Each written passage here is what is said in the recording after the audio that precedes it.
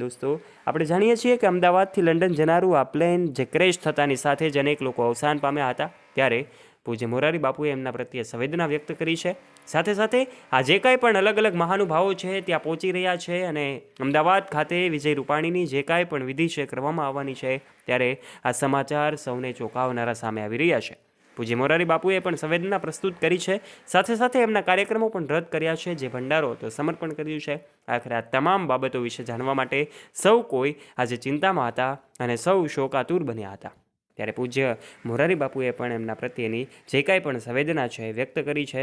આપણે જાણીએ છીએ પૂજ્ય મોરારી બાપુના ધર્મપત્ની નર્મદાબાનું પણ 79 વર્ષની ઉંમરે એક ભારતના ગુજરાત રાજ્યના ભાવનગર જિલ્લાના તલગાજેડા ગામે નિધન થયું હતું. ત્યારે જ એમની સમાધિ જે કાંઈ પણ છે ત્યાં બનાવવામાં પણ આવી છે અને જે કાંઈ પણ વિધિઓ છે ત્યાં જ કરવામાં આવી છે. ત્યારે પૂજ્ય બાપુના ધર્મપત્ની 79 વર્ષના હતા. એમણે 2 દિવસથી ખાવાનું પણ છોડી દીધું હતું અને ત્યારે એમનું પણ નિધન થયું છે અને એમના પ્રત્યે પણ સંવેદના લોકો પ્રસ્તુત કરી રહ્યા છે. ત્યારે ભારતના ગુજરાત રાજ્યના પૂર્વ મુખ્યમંત્રી વિજય રૂપાણી સહિત 300થી વધારે લોકો પ્રત્યે લોકો જ્યારે સંવેદના વ્યક્ત કરી રહ્યા છે.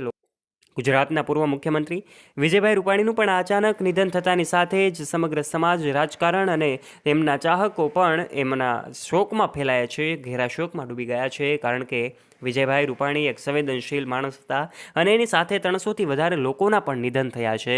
ત્યારે આ ઘટના ઇતિહાસમાં કોઈ નાની ઘટના કે સામાન્ય ઘટના ન ગણી શકાય.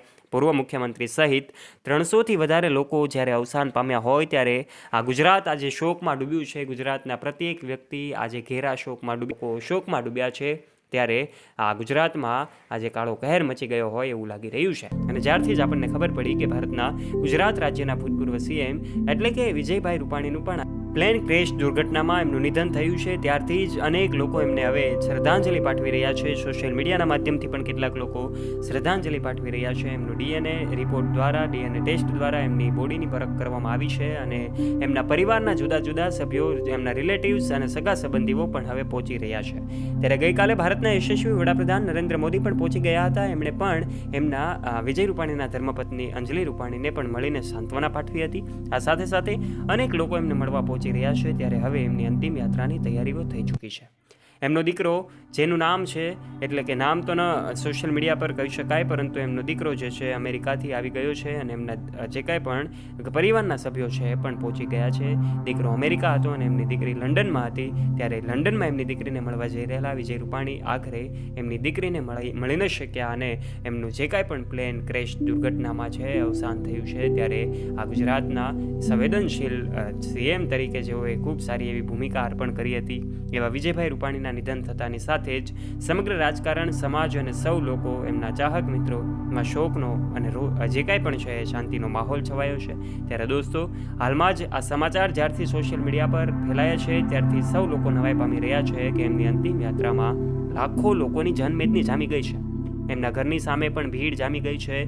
ત્યારે દોસ્તો, આ સૌ કોઈ જે કાંઈ પણ જેમના સ્વજનો આ પ્લેન ક્રેશ દુર્ઘટનામાં મોતને ભેટી પડ્યા છે એ સૌ સ્વજનોને, એમના પરિવારને સૌ ઈશ્વર શક્તિ આપે, આ દુઃખની ઘડીમાં એમની સાથે રહેવાની તાકાત આપે અને સૌ એમને જે કાંઈ પણ આ દુઃખ છે એ ઘડીમાં સાંત્વના પાઠવે. એ જ વિચાર સાથે આપ શું કહેવા માગો છો? આપના વિચાર કોમેન્ટ બોક્સમાં અવશ્ય શેર કરજો. આ ઘટના વિશેની વાત આપ શેર કરજો તથા આ કોમેન્ટ બોક્સના માધ્યમથી ઓમ શાંતિ લખવાનું ચૂકતા નહીં. આ વિડીયોને લાઇક કરી દેજો, તમારા દરેક ગ્રુપમાં શેર કરી દેજો તથા અમારી ચેનલ ઉપર પહેલી વાર આવ્યા હોય તો નીચે રહેલું બેલ આઇકન દબાવીને સબસ્ક્રાઇબ કરી લેજો અમારી યુટ્યુબ ચેનલને. ધન્યવાદ.